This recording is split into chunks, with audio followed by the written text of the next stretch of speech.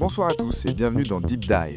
Ce soir, nous nous penchons sur un virage historique presque invisible qui est en train de redéfinir les fondements mêmes de notre démocratie, la liberté d'expression à l'ère du numérique. Avec moi, Judith. Bonsoir Christophe, bonsoir à tous. Le document que nous avons sous les yeux, daté de 2026, porte un titre évocateur, La métamorphose numérique. Il soutient qu'entre 2022 et 2026, l'Europe et la France ont abandonné l'idéal de liberté quasi absolue hérité des Lumières pour construire un nouveau modèle, la démocratie sécuritaire informationnelle. L'idée de départ est forte. On est passé de la promesse d'un espace public mondial et libérateur, le fameux Sapere Aude de Kant, à la logique de forteresse assiégée. Le citoyen rationnel est devenu un mineur cognitif à protéger. Mais protéger contre quoi exactement? Contre un ensemble de pathologies, désinformation, discours de haine, ingérence étrangère. Et pour cela, un arsenal législatif sans précédent a été déployé. Prenons le Digital Services Act, RT en vigueur en 2024. Sa pièce maîtresse, ce sont les signaleurs de confiance. Des sortes de vigiles privés de la parole en ligne? Exactement. Ce sont des associations ou des ONG désignées par l'État, en France par l'Arcom, dont les signalements de contenus jugés illicites doivent être traités en priorité absolue par les plateformes.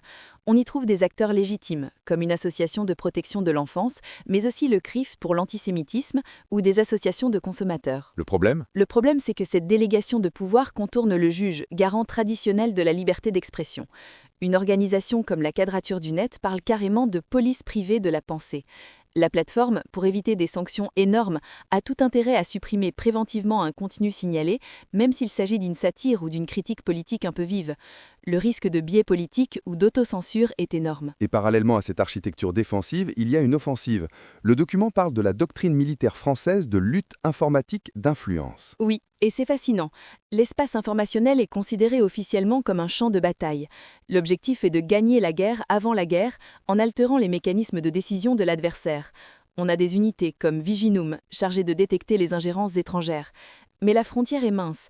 Quand l'État qualifie un récit sur l'Ukraine ou l'Afrique de manipulation étrangère, ne risque-t-il pas de délégitimer par avance toute opposition politique nationale qui reprendrait ses arguments? Donc on a un double mouvement, on érige des barrières chez nous contre ce qu'on appelle l'ingérence, tout en développant nos propres capacités d'influence à l'extérieur. Le document parle d'une hypocrisie stratégique. C'est le cœur du paradoxe, et cela nous amène à la troisième partie, l'analyse philosophique. Sommes-nous en train de trahir l'idéal des Lumières ? Pour Kant, la liberté d'expression était la condition pour que l'homme sorte de sa minorité, c'est-à-dire de son incapacité à se servir de son entendement sans la direction d'autrui. Or aujourd'hui, le postulat de base semble inversé, le citoyen est considéré comme ce mineur vulnérable qu'il faut guider. C'est ce que le philosophe Byung-Chul Han appellerait du technopaternalisme. On ne discipline plus les corps, comme le disait Foucault, on gère les probabilités de pensée. On fait de la psychopolitique. Le document convoque des penseurs contemporains qui voient là les germes d'un totalitarisme mou. Pas un totalitarisme violent comme au XXe siècle, mais un système doux, insidieux.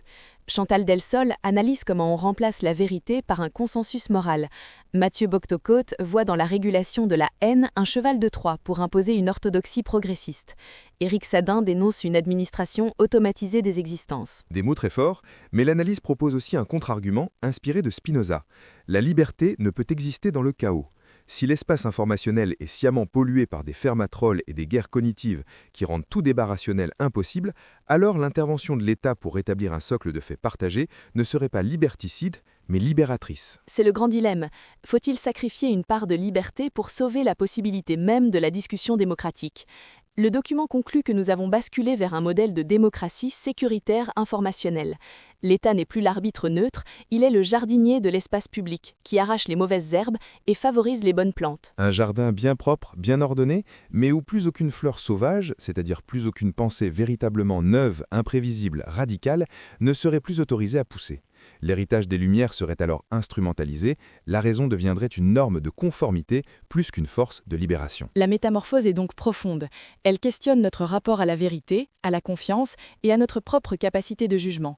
Sommes-nous en train de construire une digue nécessaire contre le déluge de l'information chaotique ou de sceller nous-mêmes les portes de l'espace public? Un débat fondamental qui ne fait que commencer.